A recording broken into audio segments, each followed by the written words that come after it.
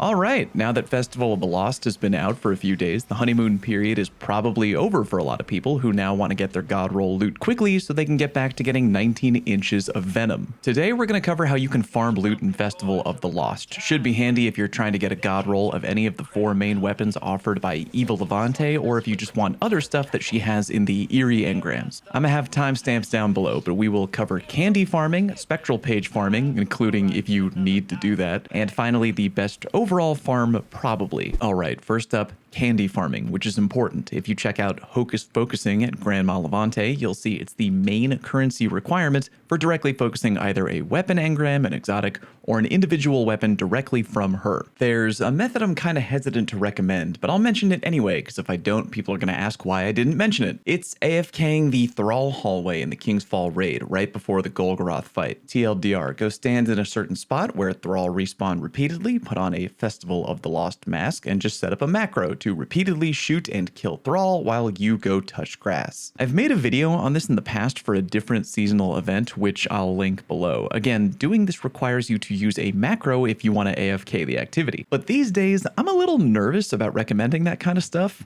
Bungie's mentioned in the past that they're okay with certain macros in the game, but it's kind of a vague policy, and I don't know if I want to risk getting suspended for Festival of the Lost of all things. However, if you don't really care, that'll probably be the best overall candy farm because you can set it up while you go outside or go to bed, then come back to a mountain of free candy. If you want to be a little bit more safe about it, you can farm at the Imbaru engine, a weird little puzzle forward PvE thingy going on in Season 22. If you're gonna do Imbaru engine farming, you'll have to have completed the entire engine at least once, so if you haven't done it yet, go bang that out real quick. I think Abantis has a good guide on the entire activity, and you can go check that out if you haven't touched it at all yet. If you still want to see what the farm looks like anyway, well, I'll show you. You drop into the activity and just kind of speed run directly to the very end. Most of your time spent here will be going up a gravity lift or two and running up stairways and going through doors. When you reach the final puzzle, the only one you have to do when farming, remember it's actually set in stone, so all you need to do is memorize which targets you need to shoot and which doors you need to enter. There's basically 7 doors/mirrors, and if you visualize all of these doors as numbered 1 through 7 going from left to right, here is the easy cheat sheet for the final puzzle. Arc 2, Solar 5, Void 4, Solar 7. AKA, first you go through the second door on the left by shooting the arc symbol, then you go through the 5th door by shooting Solar, then the 4th door by shooting Void. Finally, you go through the 7th door on the far right by shooting that particular solar symbol floating in the air, and you're done. As long as you have on a mask, you'll net 305 candy per run, and as you can see, I just breezed through that entire activity in literally 2.5 minutes, as shown by the end game screen. However, there's probably only so much Imbaru engine farming you can do before wanting to dive in front of a moving Zamboni. I'd recommend only doing that if maybe you want to focus a weapon and you're just 300 candy or so shy of being able to do it. Farming Imbaru, that is, not diving in front of a Zamboni. Again, doing any activity in the game with a mask on should get you candy, so you can also play PvP, do public events, or whatever. Next up, why don't we talk about spectral page farming. The more I think about it, I don't really know if spectral page farming is necessary at all in order to really farm gear in Festival of the Lost. Quick summary on that. Basically, by completing in-game activities, you earn spectral pages. Then, by going into a haunted lost sector and killing headless ones, you convert those pages into manifested pages. Manifested pages are used to unlock lore chapters in the Book of the Forgotten back at the tower. I had heard on the grapevine that unlocking these pages also can increase your weapon drops from haunted lost sectors, as stated in this article from Eurogamer.net. And I've been looking around, and I don't know if I can confirm that statement through anything ever said by Bungie or loot drops in-game. I intentionally went into a legend haunted sector with no pages at all, and at the end, still got an Eerie engram, an armor drop, and 2 weapon drops. Now, I could, in theory, spend my entire weekend going into lost sectors and comparing drop rates, and gather data on loot drop rates in Festival of the Lost to see if that claim is true. However, if I did that, it would no doubt doubt be Exhibit A when my family is trying to explain to other people why I now live in a room with padded walls. I'ma say I don't really think page farming is necessary for extra loot drops, but if you do want to farm pages for either the lore or if you're superstitious, I recommend the First Contact Campaign Mission Bug. Short version, launch the First Contact mission, and if you start on Neomuna, you unfortunately have to go through the entire mission real quick and beat it. Then, after you've beaten it, load up the mission again. This time you will spawn inside of a ship earlier than when you dropped in before. Now go through the entire mission until you kill the Tormentor right before the hangar and drop pod area. When the Tormentor is dead, open your ghost and go to orbit. You now have a checkpoint for that exact spot. Load the checkpoint on one character, have a buddy join you, swap to another character, and rejoin them. Get into the drop pod while wearing a Festival of the Lost mask and end that part of the mission. You'll get 9 to 10 Spectral pages for free, swap back to your character with the checkpoint, rinse, and repeat. Again, I don't think you need to do that anymore, but if you think it helps you, go do it up. Alright, now we move on to the best overall farm for the event if your goal is to get a bunch of weapons trying to get a god roll. If you're expecting some really niche, awesome hidden farm, wow, do I have really depressing news for you. In my opinion, the best farm at the end of the day is just gonna be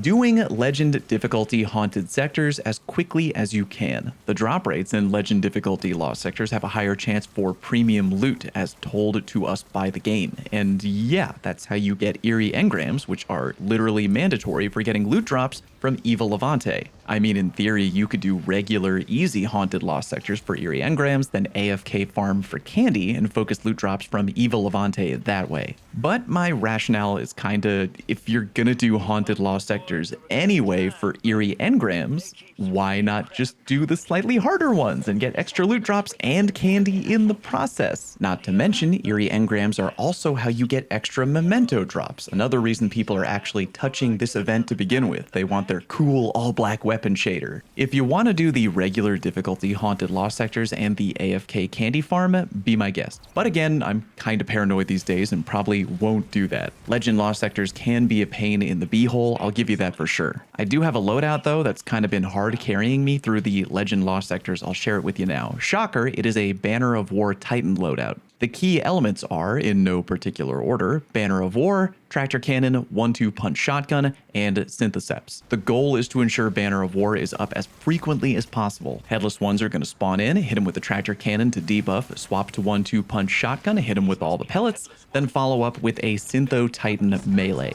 That alone can drain pretty much the entire health bar of one headless enemy completely, so if your teammates give you even a little bit of support while you're doing that, you can carve through them real quick. But of course, if you have a different loadout that you feel works really well, just do that. I really don't want to hear any stories of people out there LFGing to loot farm this event and then getting into weird arguments. Well, Fallout said you gotta use this loadout. No, Rick Cactus said you gotta use this.